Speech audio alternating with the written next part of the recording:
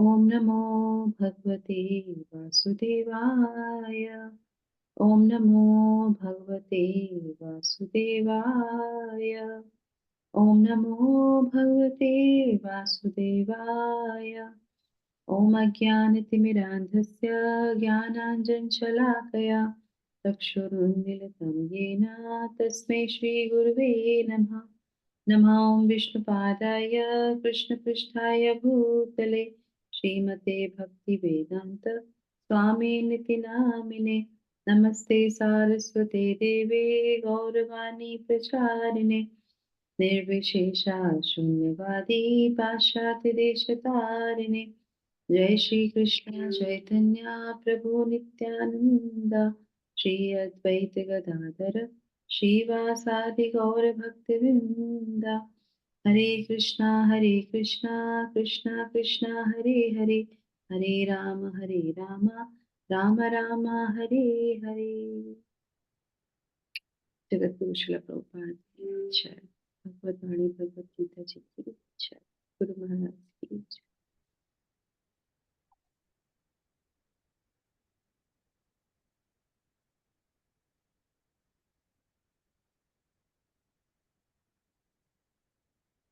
हरिओम। हरे कृष्णा। सबको बहुत बहुत स्वागत, बहुत बहुत धन्यवाद सुबह के सत्र में जुड़ने के लिए, एक साथ मिलके जपा करने के लिए, मंगला आरती करने के लिए, और बहुत सुंदर प्रयास हम सबका एक साथ मिलके भगवत वाणी भगवत गीता जी को पढ़ने का। और ये शुरू करते हैं आज का हमारा अध्याय 16, और जिसमें हम पढ़ने जा रहे हैं आज हमारा अक्रोनिम थर्ड वाला जो था, अक्रोनिम का जो तृतीय भाग था वो हमारा पूर्ण हो जाएगा। तो क्या है तृतीय भाग हमारा? पिछले सत्र में किसने बताया था? DOOR, है ना? तो आज ये वाला हमारा ओ जो है, सेकंड ओ, वो हमारा कंप्लीट हो जाएगा। क्या है वो? क्या बताया था उसका meaning? Other aspects, other aspects, वो सेकंड था। आउटलुक ऑफ आशुरीश। हाँ, यस। तो उनके जो है वो कैसे देखते हैं, क्या उनका लक्ष्य होता है, क्या उनका उनकी चिंतन होता है, उनका स्वभाव क्या होता है, वो किस तरीके से अपनी चीजों को करते हैं, है ना? तो वो सारी चीजें जो है इस सेक्शन में हमने कंप्लीट की थी। तो अभी हमने कल हमने क्या जाना था? वो उद्देश्य क्या होता है, आश्रय किसका लेते हैं, है ना? तो ये सारे एस्पेक्ट्स हैं उनके, और आउटलुक है कैसे वो देखते हैं, है ना? तो ये सारी चीजें हम लोगों ने देखा था उनको, है ना? गति क्या होती है वो भी देखा था। परिणाम, आज हम देखेंगे परिणाम। ठीक है? तो आज ये दो श्लोकों में परिणाम, भगवान रिजल्ट बता रहे हैं उसका। और इसके साथ साथ आप देखेंगे जब हम पढ़ेंगे श्लोका को तो कई सारी से क्या रिएक्शन लिखेंगे ना, क्या करेंगे आज? रिएक्शन। हाँ, रिफ्लेक्शन। इसका उसका परिणाम लिख सकते हैं ना। परिणाम क्या होगा, रिएक्शंस क्या होंगे, करेक्ट। रिएक्शन भी लिख सकते हैं, इसको रिएक्शन लिख लीजिए, रिएक्शन क्या होंगे, है ना? और ये कौन है? ये भगवान ही बता रहे हैं, क्योंकि भगवान ही सबके परिणाम देने वाले हैं, तो वो बताते हैं। ठीक है? तो ये दो श्लोकों के बाद ये हमारा एक्रोनिम पूरा हो जाएगा, थर्ड वाला सेक्शन।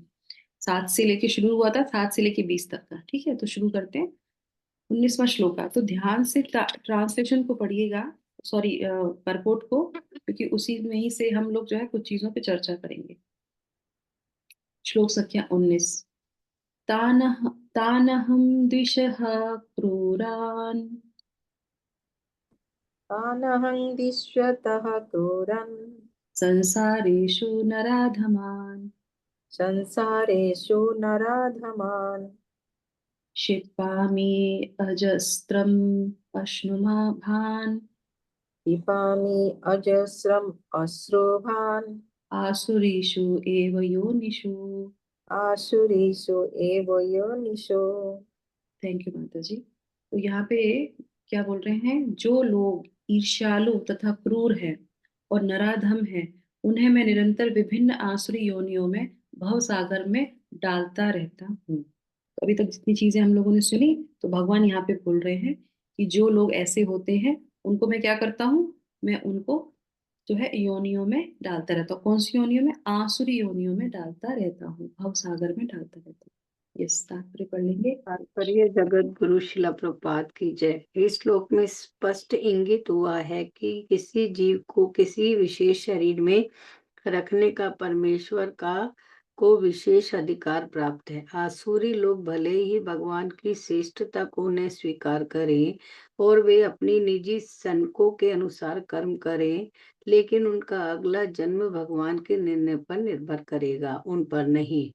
श्रीमद् भागवतम के तृतीय स्कंद में कहा गया है कि मृत्यु के बाद जीव को माता के गर्भ में रखा जाता है, जहाँ उच्च शक्ति के निरीक्षण में उसे विशेष प्रकार का शरीर प्राप्त होता है। यही कारण है कि संसार में जीवों की इतनी योनियां प्राप्त होती हैं, जैसे यथा पशु कीट मनुष्य आदि। ये सब परमेश्वर द्वारा व्यवस्थित है, ये अकस्मात नहीं आई। जहाँ तक असुरों की बात है, यहाँ पर यह स्पष्ट कहा गया है कि ये असुरों के घर में निरंतर रखे जाते हैं। इस प्रकार ये ईर्ष्यालु बने रहते हैं और मानवों में अधम हैं। ऐसे असुरी योनि वाले मनुष्य सदैव काम से पूरित रहते हैं, सदैव उग्र, घृणास्पद तथा अपवित्र होते हैं। जंगलों के अनेक शिकारी मनुष्य आसुरी योनियों से संबंधित माने जाते हैं। हरे कृष्णा, हरि बोल। जगत गुरु शिल प्रभुपाद की जय।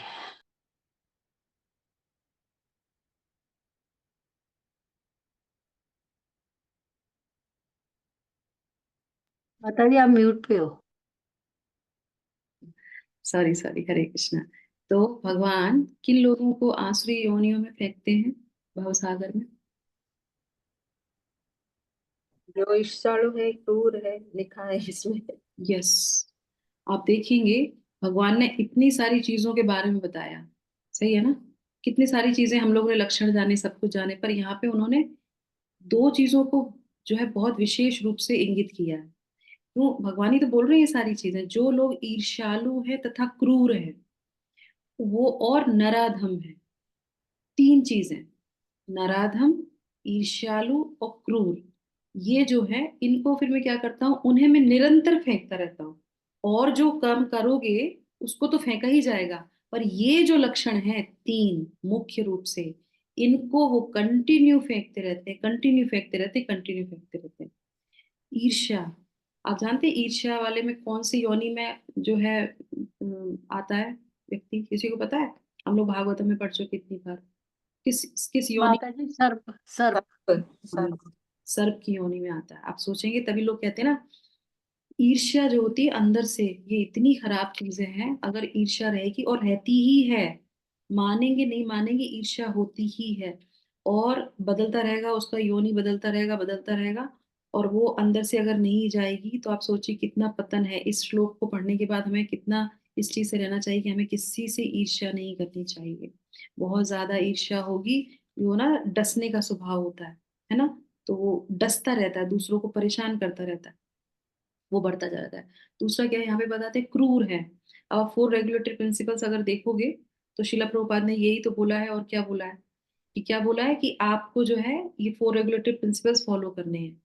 क्रूरता जाती है उससे, है ना? हम नॉन वेज अगर खाते हैं तो क्या हो जाते हैं, क्रूर हो जाते हैं। हम किसी मांस को खाते हैं, उसकी जो मानसिकता है वो हमारे अंदर आती है। और हम कितने समय से खा रहे हैं, और रोकने में हमें कितना समय लगेगा, है ना? तो और उसके बाद रुकने के बाद भी उसको चेंज होने में कितना समय लग जाएगा, जो हमने खाया है, जो अभी तक कभी तक किया है, उसके बाद भी उसको ट्रांसफर होने में कितना समय लगेगा। एक समय, एक एक एक बार में तो कोई चीजें नहीं होती, उसको बहुत समय लगता है, प्रयास होता है। तो जब हम ये श्लोक पढ़ते हैं तो हमें सोचना चाहिए कि तुरंत हमें एक्शन लेना है। कुछ चीजों पे हमें तुरंत कार्य करना शुरू कर देना चाहिए। कार्य करते करते करते भी टाइम लग जाएगा, होते होते भी टाइम लगता है ना। पर कॉन्शियसनेस, जैसे अभी हम लोगों ने तीन गुणों के बारे में पढ़ा था, तो वो कहीं ना कहीं जब हम लोगों ने उस पे हम लोगों ने प्रैक्टिस शुरू करी, तो वो आज भी हमारे दिमाग में प्रैक्टिस रहती है, सही है ना? और वो रहते रहते चेतना में परिवर्तन आने लगता है। फिर आपको स्वतः ही आपकी बुद्धि, इंटेलिजेंस तो भगवान ही देते हैं, भगवान आपको बुद्धि देंगे कि नहीं, ये काम जो है सतोगुण का नहीं है, रजोगुण का है। तो वहां पे आप शांत हो जाओगे। इसी तरीके से जब इन पे हम कार्य करना शुरू करेंगे कि अच्छा यहाँ पे ये ईर्ष्या का भाव आ रहा है क्या, है ना? अगर ये काम करेंगे तो दूसरे को जलन होगी क्या, और हर एक्शन में 3 चीजें हमेशा याद रखनी चाहिए कि हम ये जो काम करने जा रहे हैं, कोई भी कृत्य, चाहे वो मटेरियल लोग हो और चाहे स्पिरिचुअल लोग हो, दोनों के लिए है। कोई भी कार्य करने जा रहे हैं तो प्रश्न हमेशा पूछना चाहिए, इज दिस जो है work is pleasing to Krishna और प्लीजिंग टू माई सेंसेस। अगर हमारी सेंसेस को प्लीज कर रही है तो वो हमको नीचे गिराएगी, सही है ना? और अगर भगवान को प्लीज कर रही है तो हमको ऊपर उठाएगी। बस ये ध्यान रखना है। और दूसरी बात है कि ये काम करने से क्या दूसरे को दुख होगा? हमको सुख होगा, भगवान को सुख होगा, पर कभी कभी कोई ऐसा काम होता है दूसरे को भी तकलीफ देता है।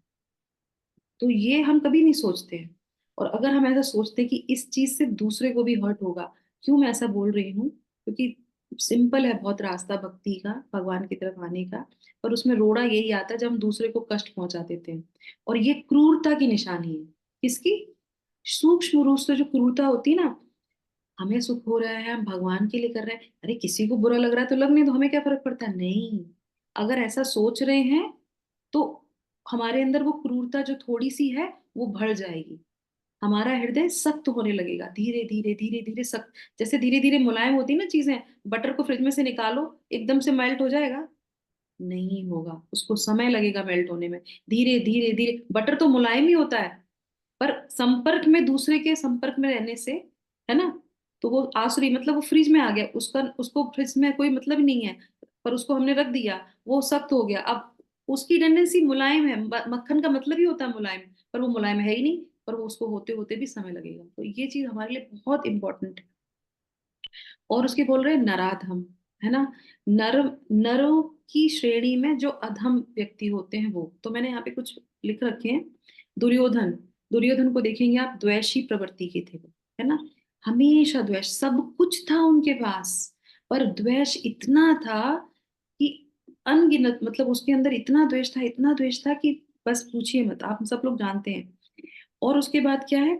और नराधम में, नराधम में मैंने यहाँ पे लिखा है राजा वेन के बारे में, है ना, तो वो किसी को भी मार सकता था, किसी को भी काट सकता था, और ज्यादा ज्यादा क्या ईर्ष्या, भगवान से ईर्ष्या। भगवान को क्यों पूज रहे हो, मुझे पूजो तुम, है ना। तो वो नरों में अधम, नर में अधम वो होते हैं जो भगवान को नहीं मानते। आपको पुरुष शरीर मिला है, आपको मनुष्य जीवन मिला है, उसमें भी अगर आप भगवान को नहीं पूजते हैं तो आप नरों में कौन है? अधम है। इसीलिए हम लोगों ने श्रीमद् भागवतम का पिछले 1-2 सत्र पहले सुना था कि हमको किसको पहले प्रणाम करना चाहिए? जो मनुष्य है, सही है ना, वो पूजनीय है, क्योंकि वो मनुष्य और योनियों में से मनुष्य की योनि में मिला है। और उसके बाद फिर वो और पूजनीय हो जाता है अगर वो जो है अच्छे कृत्य करता है, और अगर वो भक्ति करता है, भगवान का नाम लेता है, तो वो और पूजनीय हो जाता है। और उसके बाद भी प्रणाम की बात आ रही थी, किसको प्रणाम करना चाहिए, और उसके बाद उसको जरूर प्रणाम करना चाहिए जिसने गुरु की शरण में आ गया है, जो जो इनिशिएटेड है, वो हमसे बेटर है, क्योंकि गुरु ने उसको एक्सेप्ट किया है। उसकी कोई काबिलियत नहीं होती है, पर गुरु ने उसको एक्सेप्ट किया, गुरु ने उसको मर्सी दी है, he is a more respectful person. तो हम लोग को ये पुराणों में और शास्त्रों में लिखा हुआ है कि वो हमारे लिए ज्यादा वो है। तो इसी तरीके से जो ये होते हैं वो अधम है, क्योंकि वो भगवान से ईर्ष्या करते हैं। जो भगवान से ईर्ष्या करेगा वो गुरु को कैसे सरेंडर होगा? हो ही नहीं सकता। कल ही मैं पुस्तक पढ़ रही थी, बहुत सुंदर था उसमें। तो उसमें जो है पद्म पुराण से, पद्म पुराण से क्या उसमें बताते हैं, उसमें एक मिनट में बताती हूँ आपको। उसमें उसमें ये बताते हैं कि, हाँ उसमें ये बताते हैं, ये आता है भक्ति रसामृत सिंधु में, भक्ति रसामृत सिंधु में ये बताया जाता है, महर्षि कात्यायन द्वारा कहे गए निम्नलिखित जो है उनके श्लोक है। तो उसमें ये बताते हैं कि वरम हुत्वा जलां पंजान वर्त्यवस्थितिः न सौ न शौरी चिंता विमुख जनसंग श्वास वेशसम। तो इसमें ये बताते हैं कि जो व्यक्ति भगवान के भक्तों को और उनकी संगति नहीं लेता है ना, जो ऐसे नहीं करता है, तो उससे ज्यादा अच्छा है कि वो जो है अग्नि, जलता हुआ जो पिंजड़ा होता है ना, उसको प्राप्त कर ले। समझ रहे हैं ना? तो इतना इम्पोर्टेंट है भगवान के जो भक्त होते हैं, जो गुरु के भक्त होते हैं, या जो गुरु होते हैं, उनकी संगति लेना, उनके साथ रहना, क्योंकि वो ही आपको अंतदोगता बाहर लेके जा सकते हैं। तो ये जो है, ये कौन होते हैं? नराधम होते हैं। तो इससे जो है हमें अपने आप को जो है, हमें इस कैटेगरी में तो आना ही नहीं चाहिए, और जो है उनसे भी दूर रहना चाहिए। नराधम, इस तरीके से। और फिर क्या है जो है, नराधम हो गया, और क्या हो गया, क्रूर हो गया, ईर्ष्यालु हो गया, है ना। तो इसमें हम लोगों ने ये सारी चीजें पढ़ ली। तो ये जो है, धुंधकारी की भी स्टोरी आपने सुनी होगी। वो क्या करता था, वो सारे अपराध करता था, है ना। अभी पद्म पुराण में इसमें आता है ना। और वो श्रीमद् भागवतम के महात्म्य में जो है, महात्म्य के बारे में उसमें पता पता चलता है किस तरीके से वो सारे कार्य करता है। और क्या होता है, उसको योनि कहाँ मिलती है, नहीं मिलती है उसको, जो प्रेत प्रेत की योनि में उसको डाल दिया जाता है, इस तरीके से। तो यहाँ पे ये बोल रहे हैं। और यहाँ पे एक चीज और यहाँ पे बताई जा रही है, और मानवों में अधम ऐसे असुर योनि वाले मनुष्य सदैव काम से पूरित रहते हैं। काम से पूरित रहने का मतलब समझते हैं आप लोग सोचेंगे कि हमको अगली योनि मिलेगी या इस योनि में। अब आप काम किसी के अंदर है तो कैसे जज करेंगे। तो हमारे शिला प्रभुपाद बताते हैं कि कोई व्यक्ति के अंदर, ये चीज तो सबको अपने आप ही चेक कर सकता है। तो सामने वाला तो जो बहुत ही खराब होता तो वो सारा उजागर सबके सामने हो जाता है, पर ये हमारे सबके लिए सूक्ष्म रूप से है कि अगर किसी के अंदर काम वासना है ना। काम की मतलब यहाँ पे वासना उसी की बात की जा रही है जो अपोजिट उस सेक्स के लिए रहता है। तो अगर किसी को भी अगर ऐसी वासना है, तो वो क्या है, वो जकड़ा हुआ आया है। वो पहले से ही उस योनि में ही आया है। सामने से मनुष्य दिख रहा है, अच्छा घर दिख रहा है, अच्छी शक्ल दिख रही है, सब कुछ दिख रहा है, पर वो किस में आया है, उसमें जकड़ के ही आया है, क्योंकि उसके अंदर इतनी ज्यादा वो कामुक इच्छा रहती है। कौन था ऐसा, रावण था ऐसा, कंस था ऐसा, करेक्ट। अच्छा कुल था, अच्छा परिवार था, धन था, राजा थे, स्त्री सुंदर थी उनके पास। और ऐसा नहीं कि वो ये जो असुर में हम लोग का नाम लेते हैं तो ये बहुत देखने में बुरे लगते हो, नहीं। तो पिक्चर में दिखाया जाता है ये बुरे लगते हैं, बुरे नहीं लगते थे, ये बहुत स्मार्ट होते थे, अच्छे खासे सुंदर होते थे। ऐसा नहीं कि बहुत वो है, तो बहुत सुंदर होते थे, पर क्या है अंदर से क्या है, जकड़े हुए आते हैं। जैसे किसी पराई स्त्री को देखा और बस उनके मन में बेचैनी शुरू होगी, तो समझ लीजिए कि आप पहले से जकड़ के आपको भेजा गया है। तो ये हम अपने से एनालाइज कर सकते हैं कि हाँ, अगर ऐसी कोई भावना हमारे अंदर है तो हम जकड़े हुए आए हैं, अब इससे छूटना तो बहुत मुश्किल है। तो इस तरीके से यहाँ पे बताया जा रहा है, और हम आगे भी सुनेंगे। सेम ही है, जंगलों में अनेक शिकारी मनुष्य आसुरी योनियों में सम्मिलित पाए जाते हैं। जैसे अभी हम लोगों ने सर्प के बारे में जाना, इसी तरीके से सिंह है, बाघ है, बिच्छू है, सुअर है, कुत्ता है। ये सारी जो है कौन सी योनियां, ये यही योनियां हैं जो ईर्ष्या करती हैं, क्रूर योनियां हैं। और इसी में वो पहुंच जाएंगी। अब आप सोचिए, मनुष्य जन्म से हमको सीधे इस योनियों में फेंक दिया जाएगा। अगर हमने क्रूरता कम नहीं करी, हमने अगर मांस खाया या चारों 4 रेगुलेटरी प्रिंसिपल फॉलो नहीं किए, तो हम उसी में चले जाएंगे, ठीक है। तो एक गर्ग संहिता में एक बहुत एक स्टोरी आती है, उसको हम पहले थोड़ा सा सुन लेते हैं, उसके बाद हम 20वां श्लोक भी पूरा कर लेते हैं। गर्ग संहिता में ये है जो गिरिराज खंड में 11वें में आती है, 11वें खंड में ये वर्णन इसका आता है। एक बालक होता है और वो जो है अच्छे घर में पैदा होता है। अब ये से बोलो ना, ये अलग अलग योनियों में आपको फेंका जाता है, तो ये प्रूफ भी है, हमारे जो है पुराणों में इसकी चर्चा की जाती है। तो बालक होता है, धनी वैश्य कुल में उसका जन्म होता है, पर वो क्या करता है, धीरे धीरे बड़ा होता है, पैसा होता है उसके पास, वो क्या करता है, 4 रेगुलेटरी प्रिंसिपल्स फॉलो नहीं करता है। हमारे इसमें भी जो है एक महाराज थे, तो वो कह रहे थे कि मेरा जन्म ऐसी जगह हुआ जहाँ पे 4 रेगुलेटरी प्रिंसिपल क्या होते हैं वो पता ही नहीं चलता था, और रोज 4 रेगुलेटरी प्रिंसिपल जो है तोड़ते थे, रोज नियम से, नियम से। और और उसके बाद वो कह रहे कि जब ये हमने सुना तो हमारे तो पैरों से जमीन खिसक गई कि ऐसा भी होता है क्या। और देखिए पाश्चात्य जगत में तो यही है ना, शिला प्रभुपाद खुद कहते हैं ये तो आसुरी जगह है, ये तो बिल्कुल नरक है। शिला प्रभुपाद खुद कहते थे ये तो नरक है, पाश्चात्य देश नरक है, क्योंकि यहाँ पे रोज 4 रेगुलेटरी प्रिंसिपल्स फॉलो तोड़े जाते हैं। तो इस तरीके से तो ये भी जो है वो तोड़ता था डेली, मतलब सारे कोई चीजें फॉलो नहीं करता था। वो इसके ऊपर इतना प्रभाव उसका पड़ गया कि उसने क्या किया, उसने धीरे धीरे जो है फिर जब माँ बाप उसको रोकने लगे कि तुम ये गलत काम कर रहे हो, क्योंकि प्रवृत्ति बढ़ती चली गई, तो उसने अपने माँ बाप को जहर दे के मार दिया। उसके बाद फिर उसकी पत्नी ने जब उसको रोकना चाहा तो पत्नी को काट दिया, तलवार से काट दिया। और उसके बाद वैश्या को लेके जो है, वैश्या प्रवृत्ति वही 4 रेगुलेटरी प्रिंसिपल से वही आता है, तो वैश्या को लेके दक्षिण की तरफ चला गया। और उसके बाद फिर क्या किया, उस वैश्या को भी जो है अंधकूप में फेंक दिया, क्योंकि उसके नराधम हो गया, उसकी क्रूरता इतनी बढ़ गई, ईर्ष्या इतनी बढ़ गई कि कोई उसको टोके। और आज आप देखेंगे कि ये तो हमने पद्म पुराण में सुना है ना।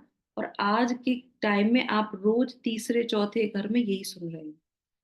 उसकी बीवी ने उसको मार दिया, उसके पति ने उसको मार दिया, उसके साथ ये हो गया, उसने ये कर दिया, मार के लव मैरिज पहले करी। लव मैरिज कैसे आदमी करता है? अफेक्शन से करता है। फॉर रेगुलेटरी प्रिंसिपल ही तो तोड़ता है। भाई यही तो बोला जाता है कि शास्त्रों के अनुसार विवाह करो, पहले तो मानेंगे नहीं, लव मैरिज करेंगे, फिर उसके बाद क्या होगा, उसके बाद ड्रम में दिखाई देंगे, है ना? तो कितना क्रूरता तो दिखाई दे रही है, पल पल पे दिखाई दे रही है। तो यहाँ पे वो जो है ऐसे करता है। तो फिर उसके बारे में बताया जाता है कि उसको कहाँ कहाँ फेंका जाता है। तो जैसे इसमें श्रील प्रभुपाद बता रहे हैं, तो सबसे पहले वो कुंभी पाक नरक में जाता है। फिर उसमें जो है तम तप्त सूमी नरक में जाता है। फिर 24 लाख जो है जो नरक होते हैं उन सब में जाता है, सारी जो योनियां हैं उनमें फेंका जाता है। उसके बाद वो जो है 10 बार जो है सुअर का जन्म उसको दिया जाता है, 10 बार उसको सुअर का जन्म दिया जाता है। उसके बाद फिर 100 बार वो बाघ के जन्म में आता है। उसके बाद 100 बार वो ऊंट के जन्म में आता है। 100 बार वो जो है आ, किसमें कुत्ते के जन्म में आता है। भैंसा भैंसा लिखा है मैंने इनके। तो भैंस उसके जन्म में आता है। फिर 1000 बार वो सर्प के जन्म में आता है। और उसके बाद फिर वो ऐसे शून्य जंगल में जहां पानी नहीं होता है, वहां पे उसको राक्षस का जन्म देके छोड़ दिया जाता है। राक्षस का जन्म, अब तुम्हारा उद्धार नहीं हो सकता। इतना सब कुछ काट के आ गया, उसके बाद भी उसको ये योनि में दे दिया। क्यों? क्योंकि वो प्रवृत्ति इन इन योनियों से प्रवृत्ति खत्म होगी क्या? नहीं होगी। ये भोग योनियां हैं। इसीलिए शिला प्रभुपाद बार बार बोलते हैं, this is a your second chance. हमको ये सेकंड चांस मिला है इस जीवन में। अगर हम मनुष्य में आए हैं तो हमें तुरंत अलर्ट हो जाना चाहिए। तो मैं महाराज की बात बता रही थी, तो जैसे ही उन्होंने ये सुना, विद इन 2-3 डेज, 3 डेज उन्होंने सब कुछ छोड़ दिया। विद इन 3 डेज सब कुछ छोड़ दिया, जो जीवन भर ऐसे ही करते आ रहे थे, एकदम छोड़ दिया कि नहीं, मुझे नहीं करना, मुझे इसी जन्म में शुद्ध होके जाना है। आप सोचो, क्योंकि ये डेडिकेशन होता है कि हमको ये समझ में आया और वो ही शुद्ध भक्त हो जाते हैं ना। तो वो किसी के शरण में आके तो इस तरीके से वो हो जाता है। तो हमें समझना चाहिए कि हमको ये सेकंड चांस मिला है, और हमारे अंदर ऐसी कोई भी चीज है तो हमें से धीरे धीरे उसको, एटलीस्ट होने में टाइम लगेगा, पर फ्रिज में से मक्खन निकाल तो हम सकते हैं ना। मक्खन मेल्ट होने में टाइम लगेगा, पर फ्रिज में से मक्खन तो निकालना हमारा ही दायित्व बनता है कि नहीं बनता? हम उसी में अगर रखे रहेंगे तो कैसे मेल्ट होंगे? होंगे ही नहीं। तो वो प्रतिज्ञा हमको तुरंत लेनी चाहिए, अभी इसी वक्त पढ़ते ही हमें लेनी चाहिए कि नहीं, हम अब ऐसा कोई कार्य नहीं करेंगे। करने से पहले हमें सोचना पड़ेगा। श्लोक संख्या 20। आसुरीम योनि मापन्ना आशुरीयोनिमापन्ना मूढ़ा जन्मनि जन्मनि मूढ़ा जन्मनि जन्मनि माम प्राप्य एव कौन्तेय माम प्रापेव कौन्तेय ततो यन्त्यधमां गतिम्। ततो यन्त्यन्धमां गतिम्। थैंक यू माता जी। यहाँ अब बोल रहे हैं कुंती पुत्र को, अर्जुन को क्या बोल रहे हैं? हे कुंती पुत्र। अब भगवान कितने सॉफ्ट हार्टेड हैं। देखो यहाँ पे हमारे आचार्य क्या बताते हैं, ये भगवान ऐसा करते हैं तो लोग कहेंगे अच्छा भगवान इतने क्रूर हैं, बार बार अधम योनि में फेंकते हैं, ऐसे करते हैं। तो यहाँ पे वो क्या लिख रहे हैं, हे कुंती पुत्र, तुम कुंती पुत्र हो, तुम चिंता मत करो। तो ऐसे व्यक्ति आसुरी योनि में बारंबार जन्म ग्रहण करते हुए कभी भी मुझ तक नहीं पहुंच पाते। वे धीरे धीरे अत्यंत अधम गति को प्राप्त होते हैं। सही है। अभी पहले बताया कि अधम योनि में गिराते हैं, अब भगवान यहाँ पे क्या कह रहे हैं कि ऐसे व्यक्ति आसुरी योनि में बार बार जन्म लेते हैं। अब ये जो योनि हमने अभी पढ़ी थी, सुनी थी, इसमें आप लोगे तो क्या होगा? निकल के बाहर आएंगे? आ ही नहीं सकते, निकल ही नहीं सकते, क्योंकि वो नीचे गर्त में गिरते ही चले जाएंगे। अब सुअर की योनि में आएंगे तो क्या महाप्रसाद थोड़ी ना खाएंगे? वो तो वही खाएंगे जो उस योनि के लिए दिया गया है। सही है ना? इंद्र को भी जब पनिशमेंट मिला था तो वो नीचे आ गए और सुअर की योनि मिल गया उनको। आए नारद जी की तुम्हारा समय पूरा हो गया, चलो चलो चलो इंद्रलोक चलो। वो कहे क्या बात कर रहे हो, मैं तो यहाँ पे बहुत अच्छी से हूँ, मेरे एरिया में तो सब कुछ मिलता है, मैं आराम से अपनी फैमिली के साथ हूँ, मुझे नहीं जाना कहीं पे। इंद्र की बुद्धि खराब हो गई थी। तो सोचो, वो तो भगवान के भक्तों की कृपा हुई, तब जाके उनको खींच के लेके आए, भाई तुम चलो, तुम कहाँ पड़े हो, यहाँ पे हो गया तुम्हारा टाइम ओवर। इस तरीके से। तो हम पढ़ लेते हैं तात्पर्य श्रील प्रभुपाद के द्वारा।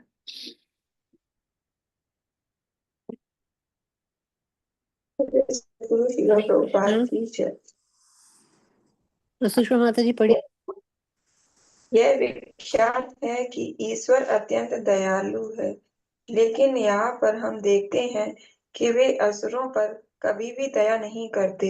यहाँ स्पष्ट कहा गया है कि आसुरी लोगों को जन्म जन्मांतर तक उनके समान असुरों के गर्भ में रखा जाता है और ईश्वर की कृपा प्राप्त न होने से उनका वध पतन होता रहता है, जिससे अंत में उन्हें कुत्तों, बिल्लियों तथा सूकरों जैसा शरीर मिलता है। यहाँ यह स्पष्ट किया गया है कि ऐसे असुर जीवन में किसी भी अवस्था में ईश्वर की कृपा के भाजन नहीं बन पाते। वेदों में भी कहा गया है कि ऐसे व्यक्ति अधपतन होने पर कुकर सूकर बनते हैं। इस प्रसंग में यह तर्क किया जा सकता है कि यदि ईश्वर ऐसे असुरों पर कृपालु नहीं है, तो उन्हें सर्व कृपालु क्यों कहा जाता है? इस प्रश्न के उत्तर में कहा जा सकता है कि वेदांत सूत्र से पता चलता है कि परमेश्वर किसी से घृणा नहीं करते। असुरों को निम्नतम अधम योनि में रखना उनकी कृपा की अन्य विशेषता है। कभी-कभी परमेश्वर असुरों का वध करते हैं, लेकिन यह वध भी उनके लिए कल्याणकारी होता है, क्योंकि वैदिक साहित्य से पता चलता है कि जिस किसी का वध परमेश्वर द्वारा होता है, उसको मुक्ति मिल जाती है।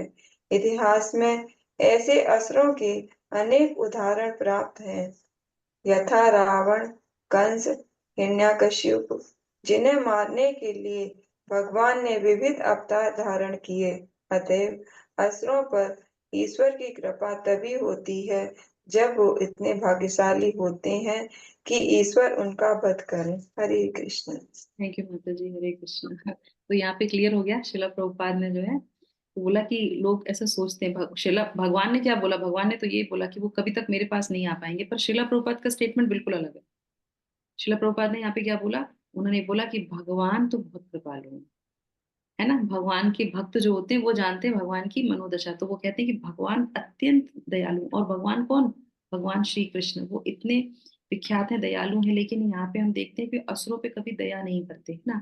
तो आप देखेंगे जैसे यहाँ पे बताया गया है कि ऐसी कौन सी ऐसी योनियों में वो फेंक देते हैं जिसमें आके फिर वो उनका ही उद्धार करते हैं, है ना। तो भगवान उनका करते हैं। और दूसरा जो है, आप बताइए कि ऐसा कौन सा भगवान का शत्रु था जिसने भगवान को कभी प्रेम नहीं किया, फिर भी भगवान ने उसको जो है गति प्रदान करी? कौन था वो? शिशुपाल। शिशुपाल। रोज गाली देता था, रोज गाली देता था, रोज गाली, सुबह शाम सुबह शाम, इस तरीके से। और फिर वो क्या हुआ, इस चीज को जो है परीक्षित महाराज ने जब ये कथा सुन रहे थे, वो तो सुखदेव गोस्वामी से यही कहते हैं कि महाराज, कि शिशुपाल ने तो इसको जो है, इनको जो है कभी कुछ अच्छा बोला ही नहीं। और ये जो है आप जैसे बता रहे हैं, और ये तो उन्हीं के, उनको सायुज्य मुक्ति मिल गई उन्हीं के शरीर में। जब वो खत्म हुआ था, जब उसका वध हुआ था, जब वो गया तो वो भगवान के ही शरीर में चला गया, सायुज्य मुक्ति मिल गई। बोले इस मुक्ति को प्राप्त करने के लिए तो लोग पता नहीं कितनी तपस्या करते हैं, कैसे हो गया? तो कैसे हो गया? क्योंकि भगवान कृपालु है। भगवान ने जो बोला है वो करते हैं भगवान की। तुम मेरा नाम लोगे, अंत समय में तुम जाओगे, ईर्ष्या से ही लोगे तो भी तुम जाओगे, इतने कृपालु है, करेक्ट। पर फिर भी आप देखेंगे जब भगवान यहाँ पे ये बात बोल रहे हैं भगवत गीता में कि वो मुझे कभी प्राप्त नहीं कर पाते, पर प्राप्त तो करते हैं। अधम लोग भगवान को प्राप्त करते हैं। वो आप बताइए किस तरीके से भगवान को प्राप्त करते हैं? भगवान ने यहाँ बोला भगवत गीता में कि वो जो है नीचे नीचे चले जाते हैं, अत्यंत अधम हो जाते हैं, एकदम नीचे वाले में। और वो ही लोग फिर भगवान को प्राप्त कर लेते हैं। भगवान कह रहे हैं वो पाप मुझे प्राप्त नहीं कर सकते हैं, पर वो प्राप्त करते हैं। अब वो बताओ कौन सी तरीका है जिससे वो प्राप्त करते हैं? माता जी, ईर्ष्यालु होकर वो भगवान का नाम 24 घंटे लेते रहते, जैसे कंस था, चाहे वो उसे भय था भगवान का कि भगवान आकर उसका वध करेंगे, तो 24 घंटे उसके दिमाग में ही चलता रहता था कि कृष्ण आके मेरा वध करेंगे। तो ये भी जो है उसी से उसको मुक्ति प्राप्त हो गई भगवान के हाथों से वो ओके, करके। तो ये बात हमारी हो गई द्वापर की। ठीक है। त्रेता में क्या हुआ? त्रेता में भगवान से जिस जिसने जो है राम जी से वो किया, और उसको जो है भगवान ने जो चाहा उनको साथ उनको पनिशमेंट दे दिया। हम बात कर रहे हैं कलयुग की, क्योंकि हम लोग कलयुग है। कलयुग में असुर और देवी दोनों एक ही जगह होते हैं, एक ही में है ना। अब यहाँ तो असुर अलग था और वहां पे भगवान अलग थे, भक्त अलग थे, पर कलयुग में तो दोनों एक ही जगह हैं। तो कौन हुआ असुर? हम ही तो हुए असुर। पतित कौन हुआ? हम ही तो हुए। अधम कौन हुआ? हम ही तो हुए। नराधम कौन हुए? हम ही तो हुए। करेक्ट? अलग से तो शरीर नहीं है, वही है। अभी हम ये शरीर थे कि हम अच्छी योनि में नहीं, हम भी उसी योनि में हैं। सब वही है, सब एक ही जगह हैं सारे। कलयुग में सब पतित हैं। करेक्ट? अब हमारा उद्धार कैसे होगा? ये माता जी नाम जाप से, कीर्तन ही होता गुरु की शरण में जाकर कैसे जाएंगे गुरु की शरण में? जप जप है। करना है और जब जप कैसे करेंगे मिलेगा? माता जी, नाम जब कैसे मिलेगा? भक्त गुरु के की शरण संग में जाकर। Association, devotee association. ओनली भक्तों के संग से हमको उद्धार होगा, नहीं तो नहीं होगा। इसीलिए भगवान अगर कृपालु ना होते तो वो गौरंग महाप्रभु बन के आते क्या? चैतन्य महाप्रभु बन के क्यों आए हैं? वो चैतन्य महाप्रभु बन के ही आए हैं पतितों का उद्धार करने के लिए। और वो जो हम लोग भजन गाते हैं ना कि अगर तुम्हारा पतित पावन नाम है, तो हम कैसे जानेंगे अगर आप मेरा उद्धार नहीं करोगे? क्योंकि मैं तो सबसे ज्यादा पतित हूँ, है ना। गौरंग बोलिते हवे पुलक शरीरा, है ना, वो वाला जो भजन है। तो वो कैसे उद्धार करते हैं? और आप देखेंगे अगर हमारे जीवन में भक्त ना आए, हम कभी भी इस रास्ते पे नहीं आ सकते। शिला प्रभुपाद जब ये भगवत गीता लिख रहे थे, शास्त्र लिख रहे थे, तो उनका एक डिसाइपल बोलता है, शिला प्रभुपाद आपको बहुत रात में बहुत देर देर तक जगते हैं, करते हैं, तो इतना समय आपको क्यों लग जाता है ट्रांसलेशन में, बहुत ज्यादा समय? तो शिला प्रभुपाद बोलते हैं कि ट्रांसलेशन तो मैं बहुत जल्दी कर सकता हूँ, पर मैं इसको जो समझ ले, मैं उसमें समय लगाता हूँ। तो शिला प्रभुपाद के जो तात्पर्य हैं वो अपने आप में पूर्ण है, हमें और किसी की व्याख्या की जरूरत नहीं होती है, क्योंकि वो हमको बार बार एक ही चीज बताते हैं कि अगर उनकी किताबें आप नहीं पढ़ोगे ना तो समझ में नहीं आएगा। वो हर चीज में बताते हैं कि तुमको कैसे कृष्ण भावना भावित लेनी है। हमें और कहीं किसी के पास जाना ही नहीं चाहिए। अगर शिला प्रभुपाद हमारे जीवन में आ गए हैं तो वो समझो हमारा उद्धार ही हो गया। किसी भी तरीके से अगर भगवान के भक्तों के द्वारा, भगवत गीता के द्वारा, कैसे भी करके एक शुद्ध भक्त आपके जीवन में आ जाए, उनका नाम क्या है शिला प्रभुपाद का? कृष्ण कृपा मूर्ति। अब कृष्ण की कृपा, कृष्ण की कृपा कौन है? कृष्ण तो अलग हो गए और कृष्ण की कृपा अलग हो गई। कृष्ण की कृपा क्या है? कृष्ण की कृपा क्या है? राधा रानी। राधा रानी है कृष्ण की कृपा। और ये जो गौड़ीय वैष्णव पद्धति जो है, ये संप्रदाय जो है, वो क्या है? राधा रानी के ही फॉलोवर है। और उसी भाव को लेके कौन आया है? चैतन्य महाप्रभु।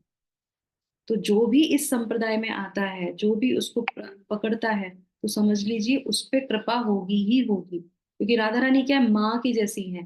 पिता सख्त होके बोल रहे हैं भगवत गीता में कि मैं जो है वो मेरे तक प्राप्त नहीं होता, पर माँ कहती है कि मैं प्राप्त करा दूंगी। होता है, माँ ऐसी तो बोलती है कि कोई बात नहीं, इसने जो भी कुछ किया हो इसको उद्धार कर दो। तो वो माँ है। और वो माँ कौन? उसी भाव में आए चैतन्य महाप्रभु। और ये सारी चीजें कौन देता है? हमारे शिला प्रभुपाद। तो ये एक शुद्ध भक्त के अगर शब्दों को हम पढ़ते हैं तो हम उद्धार हो सकते, नहीं तो हम नहीं हो सकते, कैसे भी नहीं हो सकते। और इसलिए हमें क्या करना चाहिए? आज हमारा ये सेक्शन खत्म हो रहा है, तो हमें कुछ नियमों का पालन करना चाहिए। क्यों? क्योंकि वो जो चैतन्य महाप्रभु हैं, उन्होंने भी जब ये हमें शिक्षाष्टकम दिया या और चीजें दी, तो उन्होंने कुछ नियम बताए हैं। अगर हमें भगवान की कृपा मिल रही है, शिला प्रभुपाद की कृपा मिली, उसके बाद भक्तों की कृपा मिली, अभी हम हरि नाम भी ले रहे हैं, भगवत गीता भी पढ़ रहे हैं, ये सेक्शन भी पढ़ लिया, तो अभी हमें समझ में आना चाहिए कि हम तो असुर हैं, हमारे अंदर तो पतित हैं, हम हमारा उद्धार कैसे होगा? तो हम भक्ति जीवन में भी जब जाते हैं तो हमें ध्यान रखना चाहिए कि कुछ चीजों का विशेष ध्यान रखना चाहिए। ये जो क्रूरता है, ये ईर्ष्या है, ये कैसे जन्म लेती है? तो एक तरफ तो हम हरि नाम कर रहे हैं, दूसरी तरफ हम दूसरी चीजों को फॉलो नहीं कर रहे हैं। तो हमेशा ध्यान रखना चाहिए, भक्तों का संग लेना है तो लेना है। अब जो बाहर के जो लोग होते हैं, जो मटेरियल लोग होते हैं, अगर उनमें आसक्ति बना के रखेंगे तो फिर भक्ति में कैसे आगे बढ़ेंगे? सही है ना। तो ध्यान रखना चाहिए कि हमें भक्ति में धीरे धीरे आगे बढ़ना। भक्ति में आगे बढ़ने का मतलब क्या? अपनी शुद्धता करनी है। और क्या होता है? यही तो होता है भक्ति में आगे बढ़ना। तो उसके लिए जो भी नियम लेने हैं उसको लेना है हमको। हमें ज्यादा वेट नहीं करना चाहिए, क्योंकि ये परिस्थिति और आगे बढ़ती जाएगी। आप देखेंगे रोज कुछ ना कुछ, जो बेंगलोर में लोग हैं या कहीं पे भी हैं, कोई पेंडेमिक आ गया, कभी कुछ आ गया। अब कल कल को कौन सा ऐसी व्यवधान आ जाएगी कि पता चला मंदिर ही नहीं जा पाए, पता चला हमारी सेवाएं रुक गई, कल को हमें अंदर फिर से कोरोना में हमें लॉकडाउन कर दिया गया, नरेंद्र मोदी ने अनाउंस किया ना, फिर से ऐसी स्थिति आएगी, हम फिर से बंद हो जाएंगे। तो कभी भी कुछ भी आ सकता है। तो हम किसका वेट कर रहे हैं कि वो परिस्थिति फिर से आए? क्योंकि ये तो कल ही हो गया, ये तो आएगा ही आएगा। तो हमें ध्यान रखना चाहिए आज हमने जो है ऐसा जल, ऐसा भोजन, ऐसा संग हमको नहीं करना चाहिए, क्योंकि इसी से ही हम आगे बढ़ सकते हैं। तो संग में अब हम देखते हैं किसके संग में रह रहे हैं, जो ईर्ष्यालु हैं। अगर भक्त भी है और ईर्ष्यालु है, अपने आप को उससे दूर कर लो। सही है ना?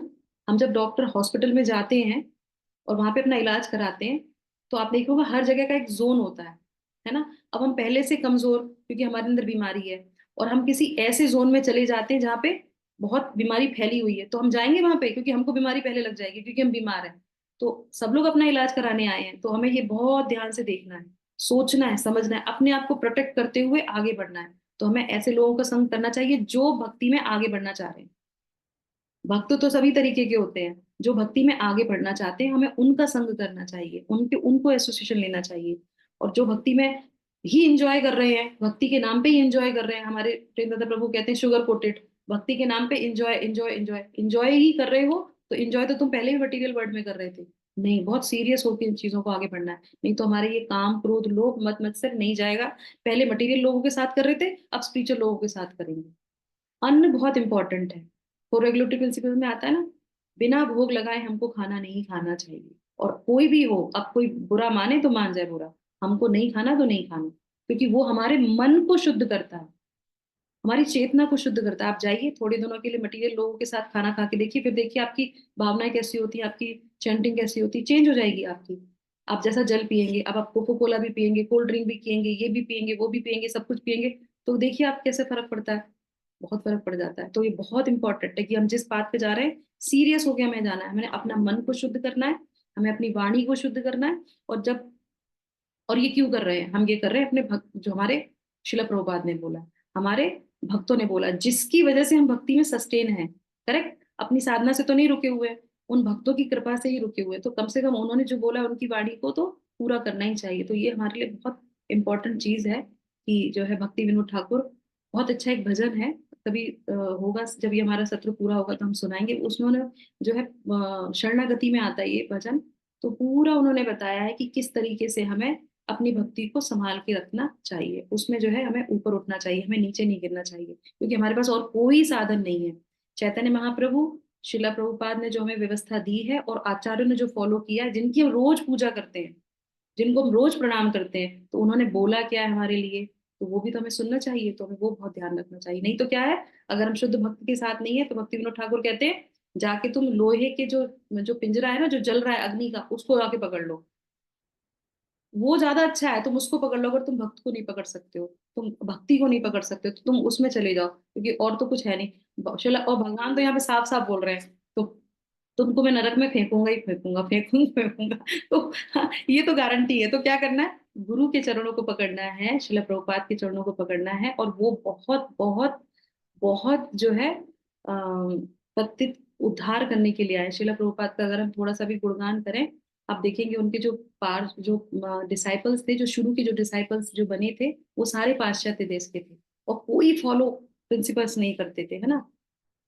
तो अब उनमें उनमें क्या हुआ था, एक जो है ब्रह्मानंद महाराज, सब कुछ पता है उनके बारे में, जो फर्स्ट उनके डिसाइपल थे। और बहुत शरणागति किसको कहती है, उनके कैरेक्टर से आप समझ सकते हैं। आपको कहीं किसी पुराणों को देखने की जरूरत नहीं है, आप हमारे आचार्यों को देख लो, गुरु वर्ग को देख लो, आपको पता चलेगा शरणागति क्या होती है, क्योंकि वो हमेशा शरण रहते हैं। तो ब्रह्मानंद से जब चीजें चल रही थी, तो शिला प्रभुपाद एक बार प्रचार कर रहे थे, तो प्रचार करते में एक हिंदुस्तान, क्योंकि हिंदुस्तान वाले नहीं सुनते, शिला प्रभुपाद कहते हैं जो शुद्ध हैं वो अशुद्ध होते चले जा रहे हैं, वो नरक की तरफ जा रहे हैं, और जो नरक में हैं वो भगवान की तरफ जा रहे हैं। शिला प्रभुपाद खुद ये बात बोलते हैं। तो वहां पे एक व्यक्ति आया, बोले कि आप यहाँ क्या भारत में प्रचार कर रहे हैं, आप पाकिस्तान में प्रचार करके दिखाओ, हरि नाम लेके दिखाओ, तब हम जाने कि आप बहुत अच्छे शुद्ध भक्त हो, ऐसे करके वो बोले। उसी समय उन्होंने ब्रह्मानंद से बोला तुम कल पाकिस्तान जा रहे हो।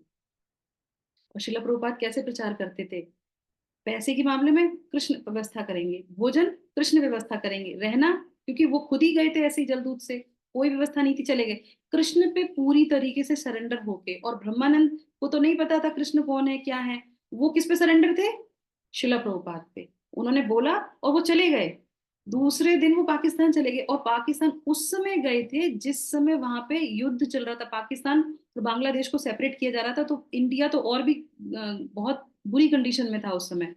तो उस समय चले गए, और कौन से सन्यासी के वेश में, मतलब बिल्कुल ऑरेंज अटायर में पहुंच के वहां पहुंच गए। और जैसे ही वो एयरपोर्ट से मतलब उसमें गए, तो वो कह रहे कि कई लोग मेरे पीछे पीछे चलने लगे।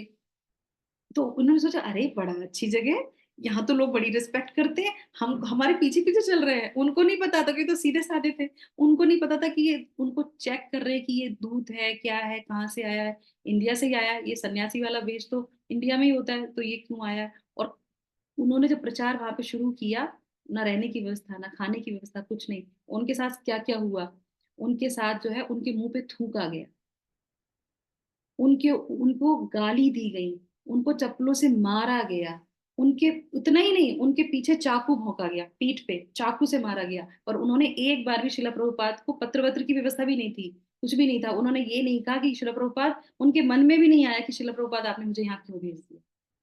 इसको कहते हैं शरणागति। और हम लोग सोचते हैं कि हम तो बहुत प्रीचिंग कर रहे हैं, हम तो बहुत शिला प्रभुपाद का गुणगान कर रहे हैं। अब आप देखिएगे, वो शिला प्रभुपाद का कर रहे हैं नहीं। अच्छा बताइए, हमको अगर एक कोई झापड़ मार दे, हम तो कल से मंदिर ही नहीं आएंगे, हमको आने की जरूरत ही नहीं। क्यों? क्योंकि तुम लोग ऐसा करते हो, तुम लोग ये करते हो।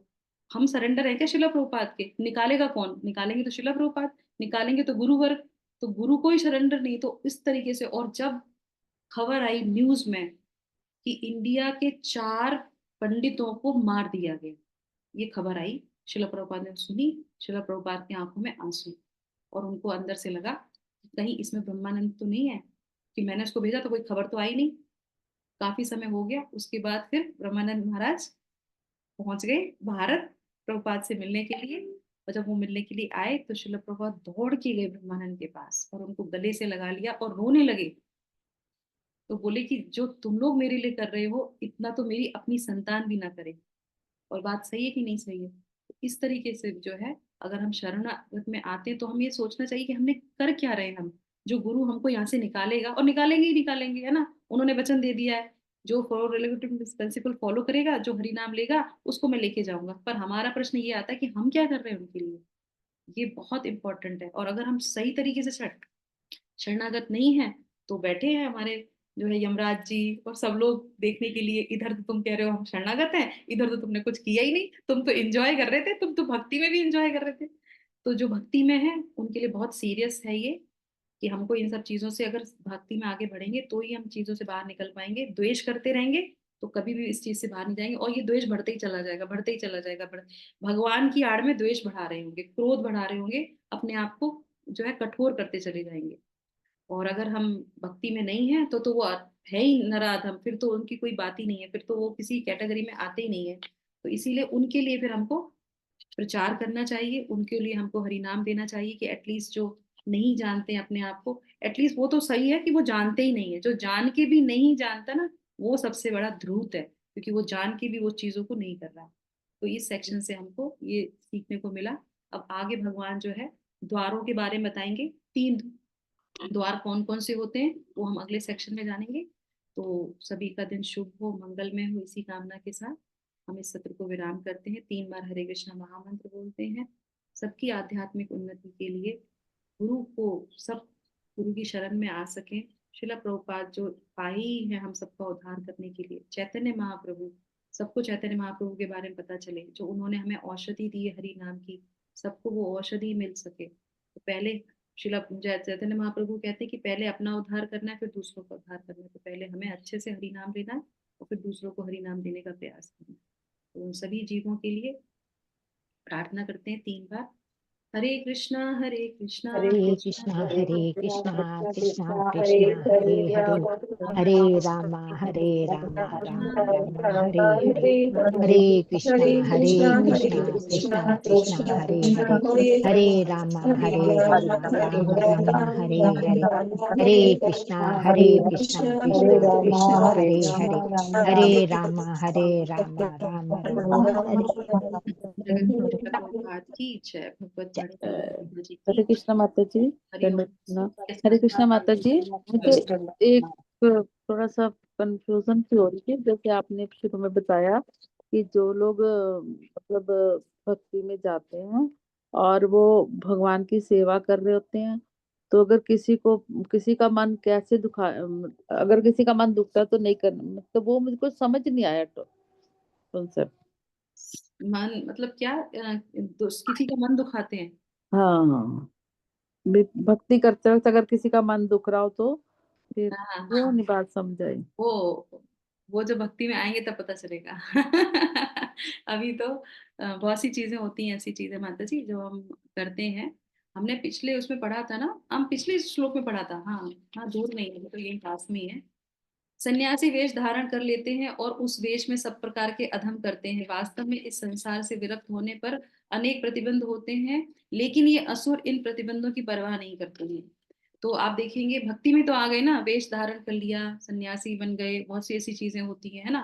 तो ये उच्च कैटेगरी की बात बताई जा रही है। तो निम्न कैटेगरी में ऐसे बहुत से लोग होते हैं, जैसे मान लीजिए मैं हूँ, यहाँ पे बोल रही हूँ कि माता जी अभी भगवत गीता का वो आएगा, समय आएगा, तो आप एक काम करिए, डोनेशन भेजिए, है ना। डोनेशन भेज दिया, डोनेशन हमने क्या कर लिया, अपने जीवन में लगा लिया। तो ये क्या हुआ, गलत चीजें तो हो गई, है ना। और उसके बाद फिर हम उस चीज को फॉलो नहीं कर रहे हैं और दूसरे को जो है बहुत बुरी बुरी तरीके से बोल रहे हैं, कमेंट कर रहे हैं। कोई आया भक्ति में और उसको हमने बोल दिया, अरे तुम तो इस कुल से हो, ये हो, तुम वो हो, तो उसको नुकसान पहुंचा कि नहीं पहुंचा, है ना। उसको दुख हुआ कि नहीं हुआ। तो इस तरीके से बहुत सारी चीजें हम करते हैं भक्ति में आने के बाद भी। तो कुछ छुप के करते हैं, ठीक। वो ढोंगी होते हैं। और कुछ जो है उजागर में भी ऐसी चीजें बोलते हैं, जो कठोरता होती है और जो ईर्ष्या होती है उसको आप छुपा नहीं सकते। थोड़े ना थोड़े दिनों बाद आपकी वाणी से और आपके चेहरे से और आपके एक्शन से दिख जाएगी। समझ में आया।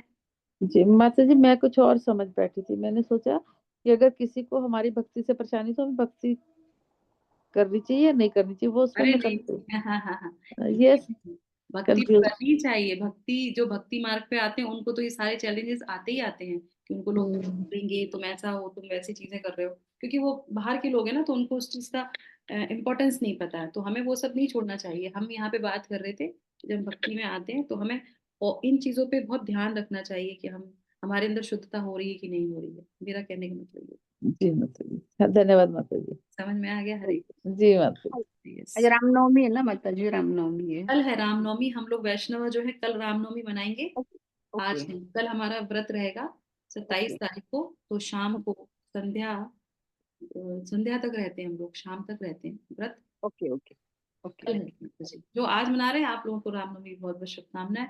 रोज रामनवमी मनाइए। रामनवमी का मतलब ये होता है कि असुर को परास्त करके जो है भगवान जो है वापस आए थे, तो वो ही रामनवमी है। और हमारा ये सेक्शन भी इतना अच्छा चल रहा है ना, आसुरी प्रवृत्ति है। तो आसुरी प्रवृत्ति कल हम लोग ये पूरा सेक्शन खत्म कर लेंगे, तो कल हमारी एक्चुअल में रामनवमी होगी।